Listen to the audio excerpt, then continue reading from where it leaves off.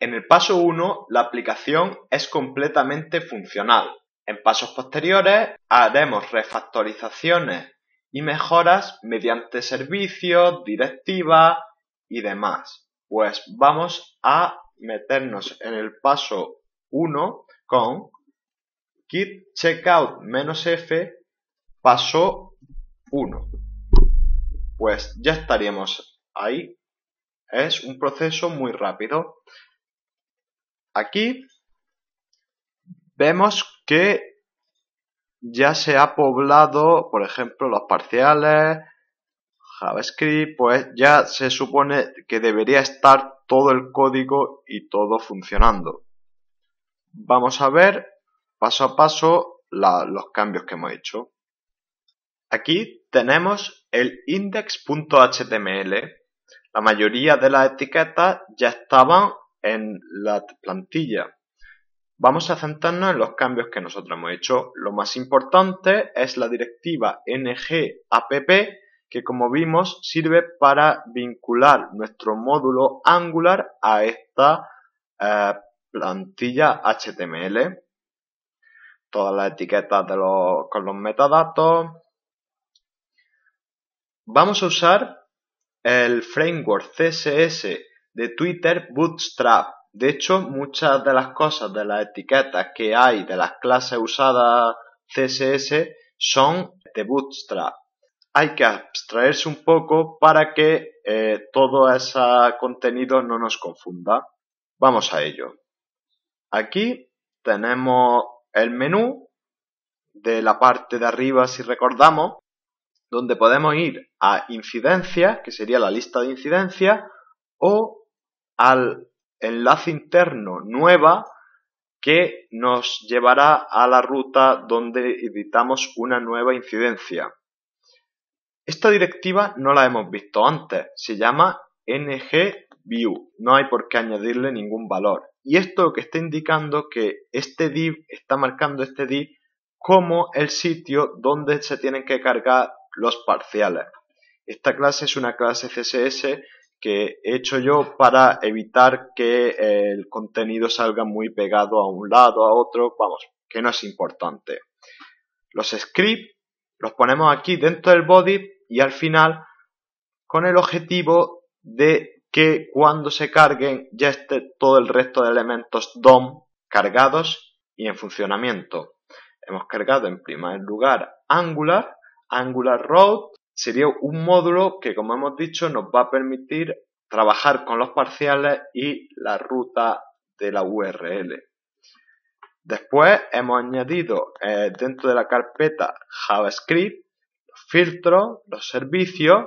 Inicialmente no vamos a tener ninguno en este estado en el paso 1, las directivas y los controladores. Los controladores sí que vamos a tener unos cuantos definidos para manejar cada una de las rutas.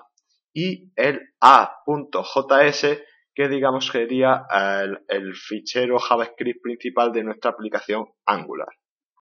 Vamos a ver el contenido de a.js dentro de la carpeta JS, es decir, donde está todo el código JavaScript de nuestra aplicación Angular. Lo primero que vemos es esta cadena aquí, useString, que va a ser lo primero que se va a evaluar. Esto es debido a que los intérpretes de JavaScript por defecto son muy laxos. Por ejemplo, permiten que no se pongan punto y coma y demás. Y muchas veces esto nos lleva a errores. Por lo tanto, es recomendable poner useString para evitarnos dolores de cabeza posteriores. Usando el objeto Angular que hace referencia al framework Angular, vamos a declarar un nuevo módulo mediante el método angular.module, el nombre del módulo, como vimos hace unos vídeos, y las dependencias. Esta red de dependencias ya no va a estar vacío. Ahora tenemos ngRoad, que digamos sería Angular Road, que ya hemos explicado antes para qué sirve, y hemos sacado los filtros, los servicios y las directivas a módulos independientes, pero que en cierto modo todas forman parte de la aplicación MinIssues. Por lo tanto, aquí hay que integrarlos todos. Ponemos que vamos a depender también de MinIssues Filters, Services, Directives y controllers. Una vez que tenemos el módulo, podríamos asignarlo y seguir llamando, pero también podemos configurarlo aquí directamente. Con este .config lo que vamos a hacer es configurar la ruta mediante el route provider. Aquí estamos haciendo inyección de dependencias también. En esta función, cuando se ejecute esta función, el inyector de dependencias va a meter por aquí el route provider. Sin embargo, hay aquí una cosa un poco extraña, que es que en realidad en vez de ser una función, lo que tenemos es un array que contiene una cadena y una función. ¿Esto por qué es debido? Pues es debido que muchas veces se minimiza el código antes de desplegarlo, el código JavaScript. Esa minimización a lo mejor puede renombrar esta variable, después de todo donde aparezca route provider, en todos estos, pues podría poner una A. El inyector de dependencia ya no sabría la dependencia que era. Por lo tanto, se hace una anotación aquí al principio, es decir, es un array en el que se van poniendo cadenas con los nombres de los servicios y luego la función que va a tener también, digamos, los argumentos y donde se irán inyectando estas dependencias en orden. Esto también se puede hacer en los controladores y, como hemos dicho, es para evitar ese problema.